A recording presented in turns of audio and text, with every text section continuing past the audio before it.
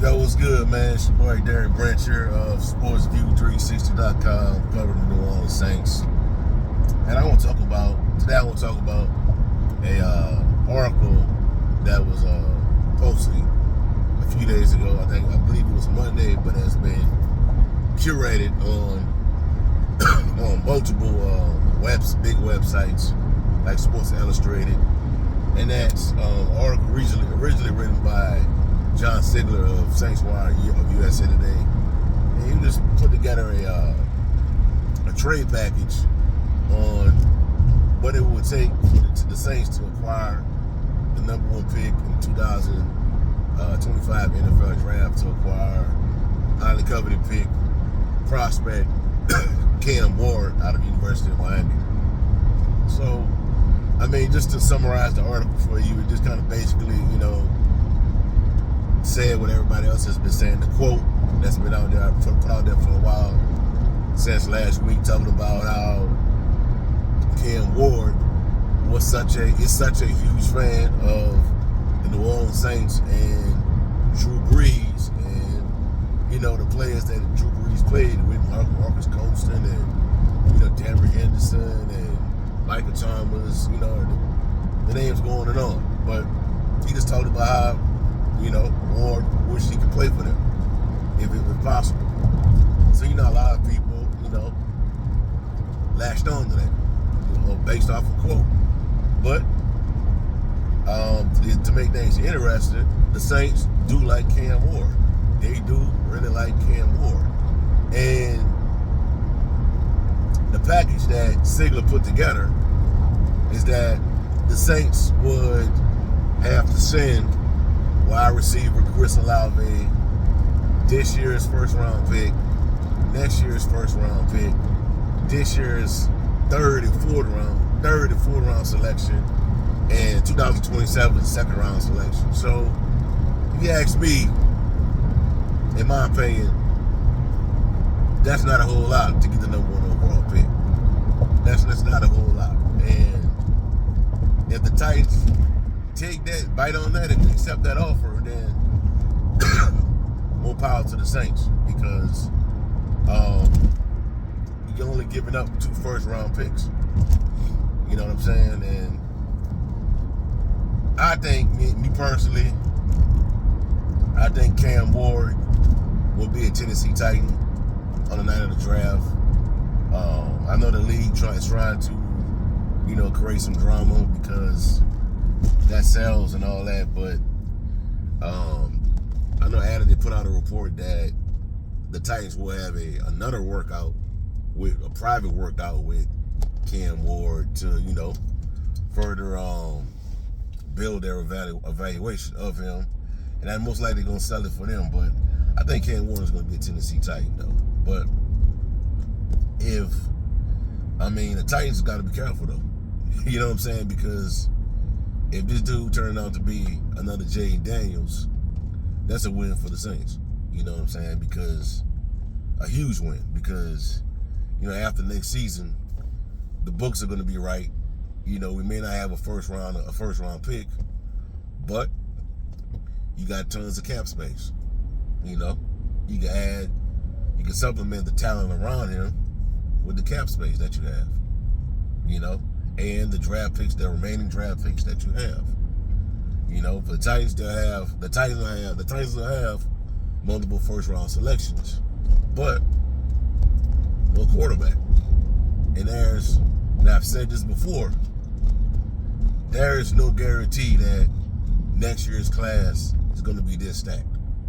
Because the narrative right now going into next season is that the 2026 class is going to be stacked with none but prospects. Now, once we get into the season, the college football season, that list may be trimmed down to like 4 prospects, or 3. And the Titans may not be in this position again to select one of these prospects. So right now, you got all the leverage. And just based on the moves the Titans are making, optics tell me that they want to take Cam Ward. To me. And based on what the Saints are doing, They want to run it back with Derek Carr. You know? But if you have to move on, you have to take Ward. I don't think Derek Carr is going to be on this roster that much longer. It has to happen. If he's no longer on this roster, it's going to have to happen after June 1st. Because if you do it now, you're going to incur that $54 million cap hit. Do it after June 1st, it spreads it out. But you don't have the money. You don't have the money for this year, but by that time in June, who's really out there that you have the cap space, but who's really out there that you can go out there and add? You know what I mean? So I just think if the Saints are gonna do it, then do it. You know, and then also, if you do make this move, get rid of those picks to get Ward. How the veterans are gonna view that? How Cam Jordan is gonna do that?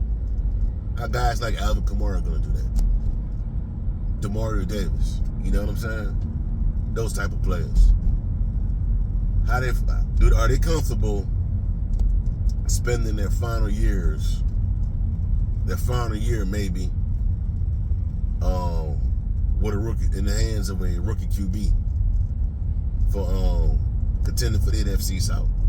Because I know Cam Jordan said that he wants to finish his career with the black and gold, but do you want to? I know you want, but does he want to finish it going out fighting, at least having a puncher's chance of winning division, contending for a playoff spot? Because I don't think Demario and Cam and AK got that much longer, bro. I don't. Tyrann Mathieu as well. You know what I'm saying? So that's just something to think about.